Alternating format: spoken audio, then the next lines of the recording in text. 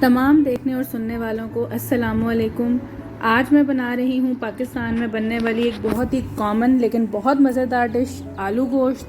और इसमें बहुत सी आपके साथ ना सिर्फ मैं यूज़फुल टिप्स शेयर करूँगी जो नए पकाने वालों के लिए तो कारआमद हैं ही, और जो पहले से पकाना जानते हैं उनको भी ज़रूर फ़ायदा देंगी।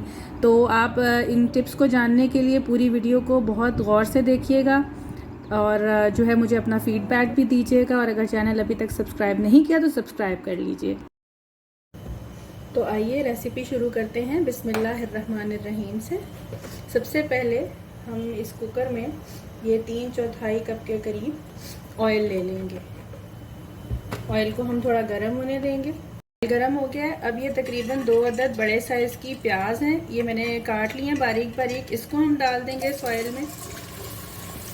अच्छा, ये मैं बिल्कुल बनाऊंगी आसान तरीके से, जिस तरह जल्दी जल्दी में हम बनाते हैं, वरना आलू गोश्त बनाने के कई तरीके हैं, मुख्तलिफ़ तरीके हैं। और ये बिल्कुल सादा तरीके से मैं बनाऊंगी जो जल्दी बन जाए। जिन लोगों को ये भी इशू होता है ख़ास तौर पे लड़कियों को कि प्याज गलती नहीं है शोरबे में पूरी तरह, तो एक तो इसे हम कुकर में गला रहे हैं, दूसरा मैं मज़ीद जो बताऊंगी इसमें कि शोरबा कैसे बनेगा उस तरह से बनाना है। ये हमारी समझ लें पाकिस्तानी पेटेंट डिश है। पाकिस्तानी जो है ये हमारी एक तरह से कौमी डिश भी कहलाई जा सकती है, क्योंकि ये हम अच्छी बनाते हैं। और जो शोरबा बनता है आलू गोश्त का, वो मेरा ख्याल है कि पाकिस्तान का अपना ही एक अपना यूनिक उसका स्टाइल है। यूँ तो और जगह में भी आलू गोश्त पकाया जाता है, लेकिन जो पाकिस्तानी है ये हमारा ख़ास तुर्रा इम्तियाज़ है कि जो हम इसका जो आप शोरबा देखेंगे वो टेक्सचर जो है वो पाकिस्तानी आलू गोश्त के शोरबे में ही आपको नज़र आता है। तो ये मैं जो है, और यहाँ पर भी मुख्तलिफ़ तरीके से बनता है। एक तो वो होता है जिसमें सौंठ के पानी, सौंठ के चढ़ाना कहते हैं गोश्त को, कि पानी, गोश्त, लहसुन, अदरक और प्याज जो है ये काट के ये साबुत चढ़ाए जाते हैं। और गलने के बाद जो है जब पानी खुश्क हो जाता है तो फिर उसमें तेल डाल के उसे टमाटर के साथ भुना जाता है। वो भी एक तरीका है, लेकिन ये वाला जो तरीका है ये मैं सिंपल तरीके से आपको बताऊंगी। इसमें कम से कम प्रॉब्लम है और शोरबा अच्छा बनने के ज़्यादा से ज़्यादा चांसेस हैं। वो काम बहुत एक्सपर्ट लोग करते हैं, और हमारी वालदा, घर में बड़े बुज़ुर्ग, नानियाँ, दादियाँ जो है वो उसी तरीके से शुरू से पकाते आ रहे हैं। ये वाला जो तरीका है ये आजकल की ख़वातीन के मसले मसाइल के और सहूलत के लिहाज से है। तो प्याज को हमने इसमें जब तक इसमें गोल्डन कलर, अभी गोल्डन करना नहीं है, बस गोल्डन कलर आने लगेगा तो तब तक हमने इसको इसमें फ्राई करना है। अच्छा जी, अब ये आप प्याज देखें, प्याज जो है वो ब्राउन नहीं हुई, लेकिन कहीं कहीं थोड़ी सी हमें ये गोल्डन नज़र आ रही है। ठीक है, इस तरह से मैं आपको दिखाती हूँ। बस अब इसी पॉइंट पे, इससे ज़्यादा नहीं करना। ये 1 किलो के करीब मटन है, ये मटन मैंने ले लिया है। दुम्बे शुम्बे का गोश्त मत लीजिएगा, अच्छा आलू गोश्त बनाना है तो बकरे के गोश्त का बनता है। ये 1 किलो के करीब गोश्त है, ये मैंने इसमें डाल दिया है इसी पॉइंट पे। और इसको जो है वो अब हम थोड़ा सा फ्राई करेंगे गोश्त को इसमें डाल के प्याज के साथ। अगर आप इससे ज़्यादा प्याज को फ्राई कर देंगे तो फिर ये सालन काला हो जाएगा। इतना हमने इसको फ्राई करना है कि गोश्त का पानी जो है वो खुश्क हो जाए। मटन अपना एक पानी छोड़ता है, कोई भी गोश्त डालें, चिकन, मटन, तो वो हमने इसमें उसका पानी जो है उसको थोड़ा सा हमने खुश्क करना है। उस पर एक थोड़ी सी नागवार सी जो एक स्मेल होती है गोश्त की, वो ये काम करने से ख़त्म हो जाती है। अच्छा, ये आप देख सकते हैं गोश्त हमारा फ्राई हो रहा है। साथ साथ मैं आपको बताती चलूँ कि शायद ऑयल आपको लगे ज़्यादा है, थोड़ा सा ऊपर तरी आए आलू गोश्त के तो आलू गोश्त अच्छा लगता है। अगर आप ऑयल कम खाते हैं, कोई मसला है, कोई इशू है, तो आप ऑयल आधा कप डाल लें और कम डाल लें, लेकिन इतना तो जितनी क्वांटिटी मैंने अभी गोश्त की बताई है और प्याज की उसमें डलेगा। 3/4 के कप डलेगा तो थोड़ी सी ऊपर इसके जो है वो एक तरी जो आती है, एक जो ऑयल आता है ऊपर वो आएगा, तो वो आप अपने जो है ज़रूरत के मुताबिक उसको एडजस्ट कर सकते हैं।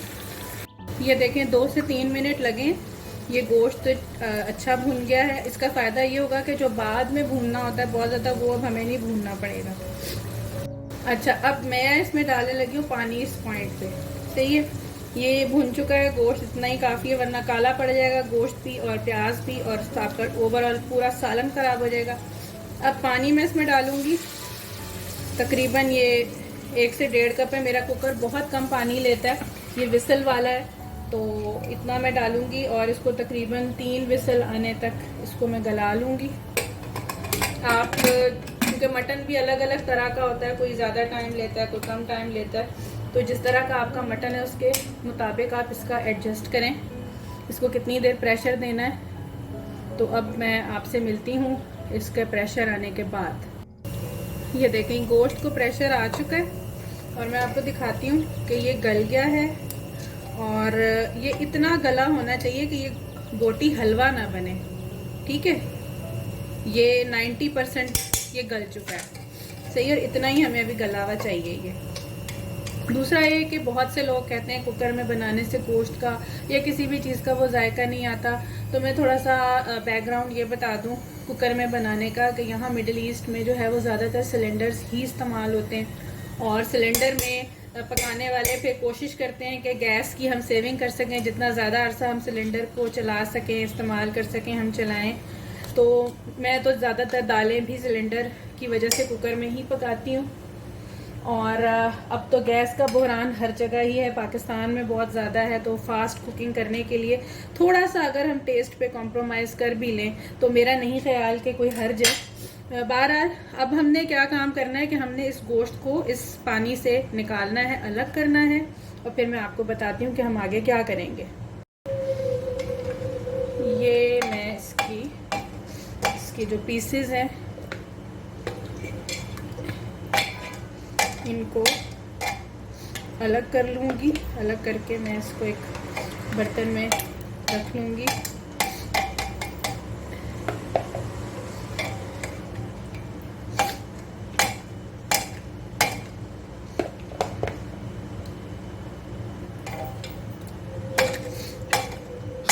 ये देखें ये चाँप भी बिल्कुल इंटैक्ट है, इसकी बोटी नहीं निकली, नहीं टूटी, तो बस हमें ऐसा ही गला हुआ गोश्त चाहिए, इसी ही शक्ल में हमें चाहिए।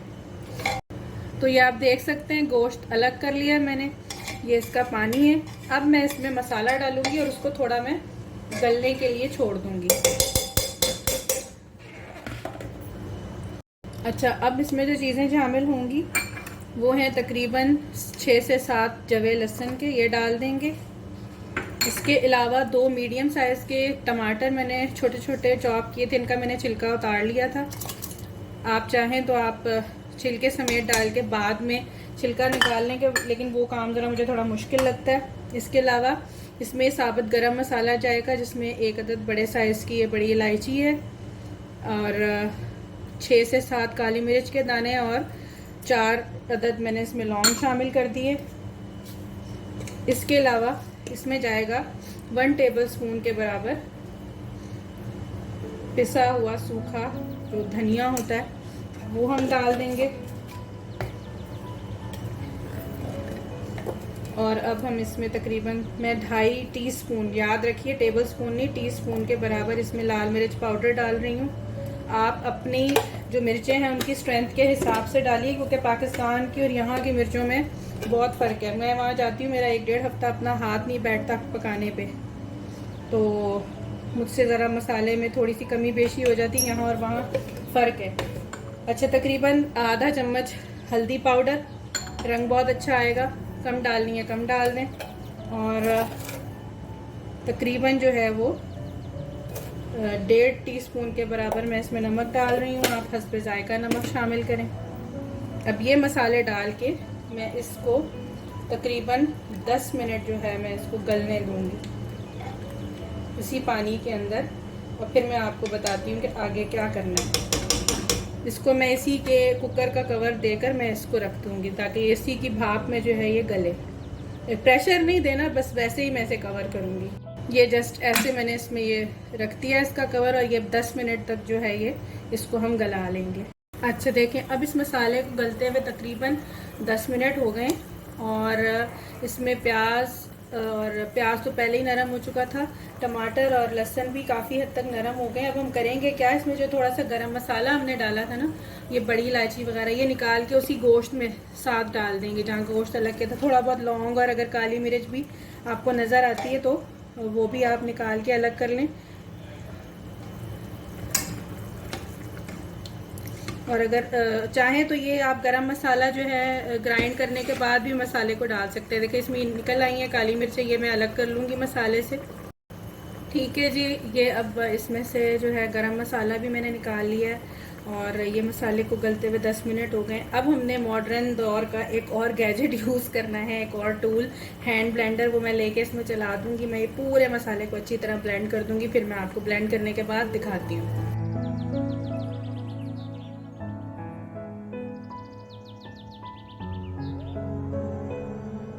अच्छा जी, अब ये मसाला हो गया है अच्छी तरह ब्लेंड। अब हमने इसमें डाल देना है ये जो गोश्त और ये हमने अलग करके रखा हुआ था,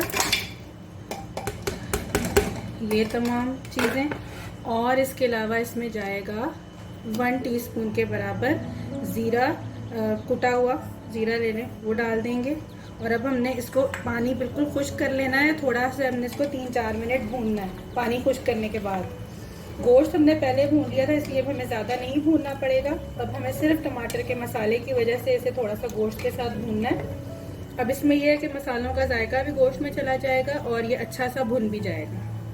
अच्छा, हमारी वो बहनें, बच्चियाँ, बेटियाँ जिन्होंने नया नया बनाना शुरू किया हो, उनके लिए थोड़ी सी टिप्स मैं बता दूं। अमूमन कुकर में पानी डालने के हवाले से थोड़ी सी कन्फ्यूजन होती है। तो उसमें यह है कि आम तौर पर जो है वो इतना पानी डाला जाता है कि गोश्त उसमें डूब जाए, बहुत ज़्यादा पानी नहीं डाला जाता। अगर आपने उसको खुश्क करना है तो और इतना है कि गलाना है। अगर आपने यखनी बनानी है वो अलग चीज़ है, अगर आप पुलाव के लिए बना रहे हैं। शोरबे के लिए आपने गोश्त को गलाना ही है सिर्फ, तो उसमें हमने फिर उसमें इतना पानी डालते हैं कि सिर्फ गोश्त थोड़ा डूब जाए। और कुकर की किस्म में भी फ़र्क होता है। ये विसल वाले कुकर हैं, ये कम पानी लेते हैं। जो पाकिस्तान में कुकर मिलते हैं वो थोड़ा सा ज़्यादा पानी लेते हैं। इसके अलावा एक चीज़ और भी है कि आप जो गोश्त ले रहे हैं वो किस तरह का है। अमूमन बकरा ईद पे जब बनाया जाता है तो बकरा ईद का गोश्त देर से गलता है, उसमें पानी ज़्यादा डालेंगे, ज़्यादा प्रेशर देना पड़ेगा। आम तौर पे जो गोश्त लेके आते हैं वो निस्बतन जल्दी गलता है। और मटन की टाइप्स पे भी डिपेंड करता है, किसी मुल्क का जल्दी गल जाता है, कहीं का जानवर ज़रा देर से गलता है। यहाँ पे अमूमन सोमाली गोश्त मिलता है, बहुत मज़े का होता है, लेकिन वो थोड़ा देर से गलता है। तो उसमें भी फिर कुकर में पानी डालने का और टाइमिंग का फ़र्क आएगा। इसके अलावा पाकिस्तान में जो कुकर हैं, एक दफ़ा आप उसमें कोई चीज़ गलाएं वो ना गले, दोबारा जब आप प्रेशर देंगे तो पानी जल्दी खुश्क होगा कुकर का, आपको थोड़ा सा उसका ख्याल रखना पड़ेगा। तो ये थोड़े से टिप्स हैं इसके, और इनका अगर आप ख्याल रखेंगे तो आपको काफ़ी हद तक आहिस्ता आहिस्ता अंदाज़ा हो जाएगा कि आपको कितनी देर तक प्रेशर देना है। ये अब देखें आहिस्ता आहिस्ता जो ये पानी खुश्क हो रहा है और साइड से आप साफ़ करते जाएं, मसाला साइड पे ना लगा रहे। अभी तक के मसाले की रंगत भी बता रही है कि ये काला नहीं पड़ा सालन। मसाला थोड़ा सा उछलने लग गया था, इसलिए मैंने इसकी उछल कूद को काबू में करने के लिए इस पर मैं हल्का सा साइड से, पूरा नहीं, हल्का सा मैं ढक्कन दे दूंगी ताकि पानी भी खुश्क होने लगे। और ये देखें क्रेसेंट सा बन गया है, इतना सा ये हिस्सा खुला है ताकि ये भाप बन के बाहर भी निकल जाए और इसकी छींटों से आपका स्टोव वगैरह भी गंदा ना हो। ये देखें इसका पानी मसाले का कितना अच्छा खुश्क हो गया है, बोटी भी नहीं टूटी। और ये देखें इसमें ऑयल इसने मसाले ने छोड़ दिया, ऑयल ऊपर आ गया है। और ये जो है इस बात की निशानी है कि ये मसाला जो है ये तैयार है। अब इसको हम 2 से 3 मिनट भूनेंगे, ज़्यादा नहीं भूनेंगे।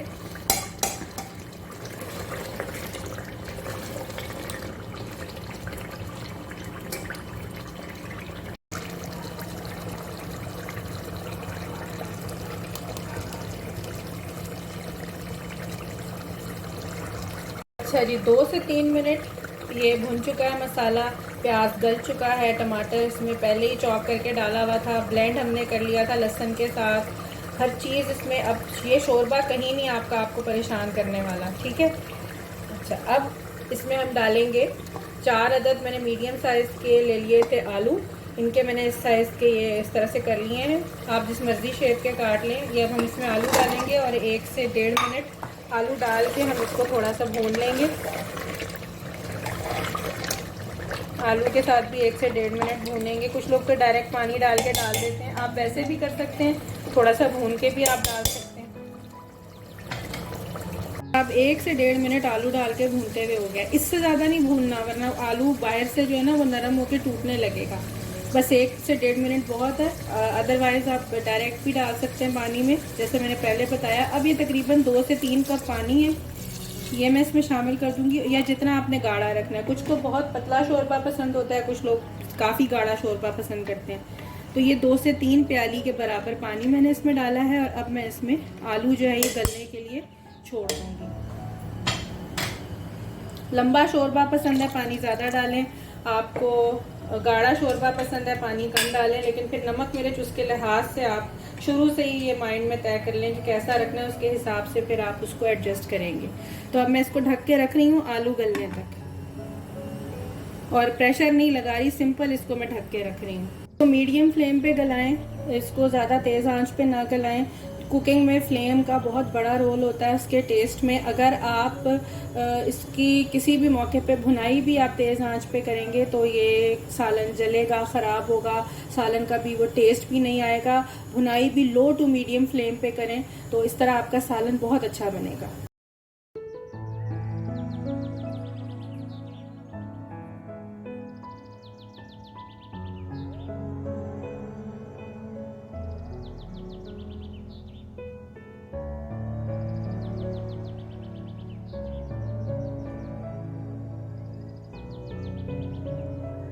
अच्छा व्यूअर्स, अब ये देखें, ये आलू जो हैं ये तकरीबन गल गए हैं। ये मैं चेक कर लेती हूँ इसमें, ये देखें ये आलू गल गए। इस पॉइंट पर अब हम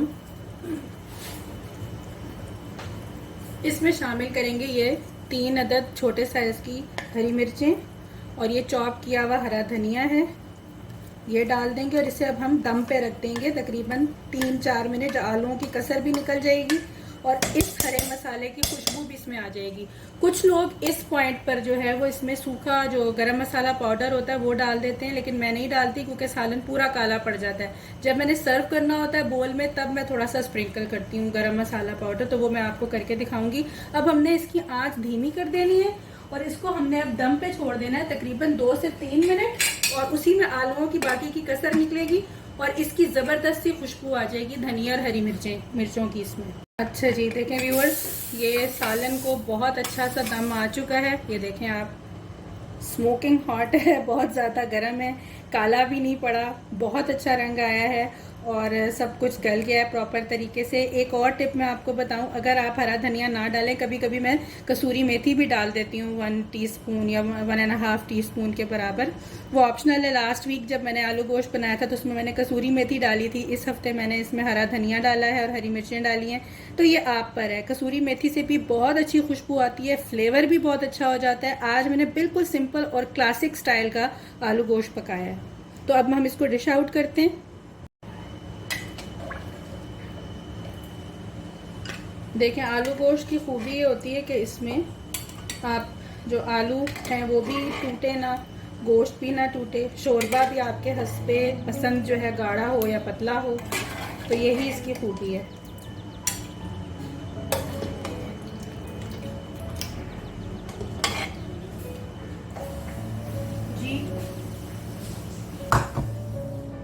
अच्छा जी, ये डिश आउट मैंने कर लिया है, बहुत ही लाजवाब जो है बना है। ये तकरीबन 1 टीस्पून के बराबर गरम मसाला है, पाउडर है पिसा हुआ। साफ हाथों से जो है वो मैं इसको इसके ऊपर स्प्रिंकल कर रही हूँ। इसकी बहुत अच्छी खुशबू आती है। थोड़ा सा हरा धनिया मैंने बचा के रखा था, वो डाल दिया ऊपर। अब ये रेडी टू सर्व है बिल्कुल। इसे एंजॉय कीजिए, मुझे बताइएगा कि कैसा बना, अपना फीडबैक मुझे ज़रूर दीजिएगा। मुझे दुआओं में याद रखिएगा, अपना बहुत ख्याल रखिएगा। अल्लाह हाफिज़।